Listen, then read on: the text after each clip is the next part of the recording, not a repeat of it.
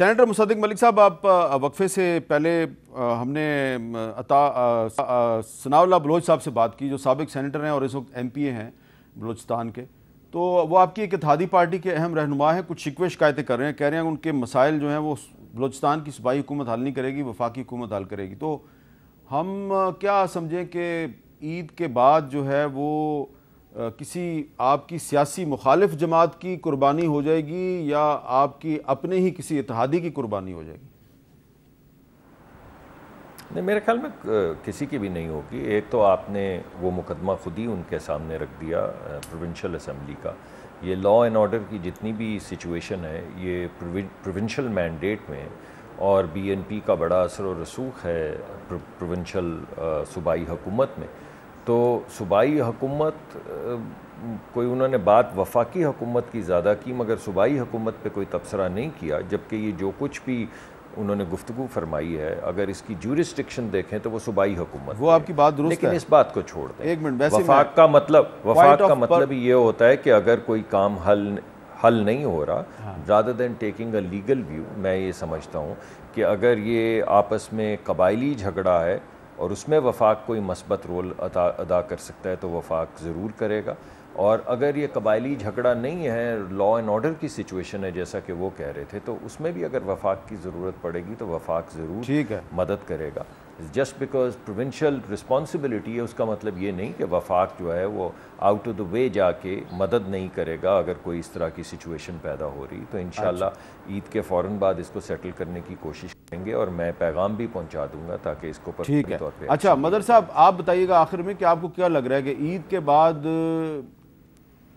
کوئی قربانی ہونے والی ہے یا نہیں ہوگی؟ دیکھیں، پہلے تو میر صاحب میری درخواست بھی وفاقی حکومت سے، وزیر اعظم سے اور مصدق ملک صاحب کے توسط سے کہ ہمیں یہ تو بتائیں کہ وہ صحافی عمران ریاض خان کدھر ہے، اور اس کے بارے میں اگر کسی کے پاس ہے تو اس کو خدا کے لیے چاند رات کو ریلیز کر دیں. اگر وہ سیاسی کارکن، وہ پی ٹی آئی کے لوگ جن پہ سنگین الزامات نہیں ہیں، ان کو اگر ان کی رہائی ممکن ہو سکے، میں صرف اس لیے، اور صرف وہی نہیں، دیگر سیاسی جماعتوں کے بھی بہت سے لوگ ہیں، ہمیں لاپتہ افراد کے بارے میں ہمارے رویے بہت غیر سنجیدہ ہیں. اور یہ قانون کی حکمرانی کے سوال اٹھتا ہے کہ ہمیں پتہ ہی نہیں ہوتا. اچھا، ایک میں اضافہ کر دوں. آج سے 14 سال پہلے آج ہی کے دن 28 جون 2009 کو بلوچستان کے علاقے خزدار کے ایک قصبے اورناچ کے سرکاری ہسپتال میں ڈیوٹی پر موجود ڈاکٹر دین محمد بلوچ کو گرفتار کیا گیا تھا. 14 سال پہلے آج کے دن 28 جون کو 14 سال گزر گئے ہیں، نہ اس بندے کو کسی عدالت میں پیش کیا گیا ہے اور نہ ہی اس کو کہیں پہ سامنے لایا گیا ہے. تو آپ جن لوگوں کی بات کر رہے ہیں، آپ بالکل صحیح بات کر رہے ہیں، ان کو بھی سامنے لایا جائے. لیکن 14 سال پہلے، 9 سال پہلے، 7 سال پہلے اور 2018 میں ایک صحافی مدثر نارو کو اغوا کیا گیا، گرفتار کیا گیا، اس کو سب کو سامنے لایا جائے. صرف ایک پارٹی کے لوگ نہیں، سب پارٹیوں کے لوگ سامنے لایا جائے. جہاں تک آپ کے اس سوال کا جواب ہے کہ قربانی کے بعد قربانی ہوگی، اگر اس قربانی سے جو قربانی ہونے جاری ہے یا جس کے بارے میں زیادہ تر، کیا پاکستان میں سیاسی استحکام آئے گا؟ اگر سیاسی استحکام آپ کو لگتا ہے آئے گا تو آپ آگے بڑھیں.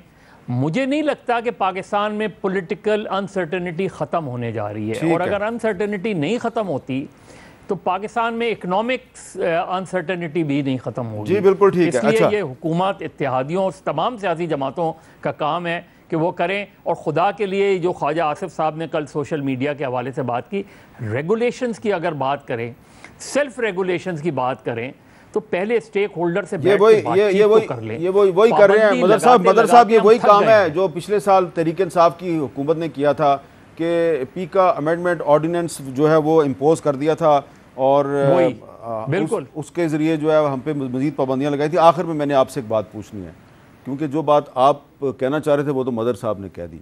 یہ عید کے دنوں میں گندگی بہت پھیلائی جاتی ہے، آلائشیں بہت پھیلائی جاتی ہیں، اور مدر صاحب نے کہا پابندیاں بہت لگ رہی ہیں. تو ٹھیک ہے، وہ پابندیاں جو ہیں وہ لگانے والے لگاتے رہیں گے، لیکن یہ جو گندگی پھیلانے والے لوگ ہیں ان پہ پابندی نہیں لگنی چاہیے؟ ہر طرف گندگی پھیلائی ہوئی ہے انہوں نے. دیکھیں ہم مسلمان ہیں، جب یہ کہتے ہیں، حضور نبی کریم صلی اللہ علیہ وسلم نے فرمایا کہ صفائی نصف ایمان ہے، تو آپ نصف ایمان کو تو پہلے دن ہی فارغ کر دیتے ہیں نا، تو باقی آپ نفل واجب باقی چیزوں میں چلے جاتے ہیں. صرف سڑکوں اور گلیوں میں جو گندگی پھیلائی جا رہی ہے اس کو نہیں روکنا، بلکہ جو سیاسی گندگی پھیلائی جا رہی ہے اور جو ایک علمی انداز میں ایک فکری بددیانتی کے ذریعے گندگی پھیلائی جا رہی ہے وہ بھی بند ہونی چاہیے. آپ کا بہت بہت شکریہ مصدق ملک صاحب، شکریہ، آپ نے کچھ امید کا علم بلند رکھنے کی کوشش کی. اور مظہر عباس صاحب آپ کا بھی بہت بہت شکریہ. تمام ناظرین کو پاکستان کے اندر، پاکستان کے باہر عید مبارک کو اجازت دیجیے. اللہ حافظ.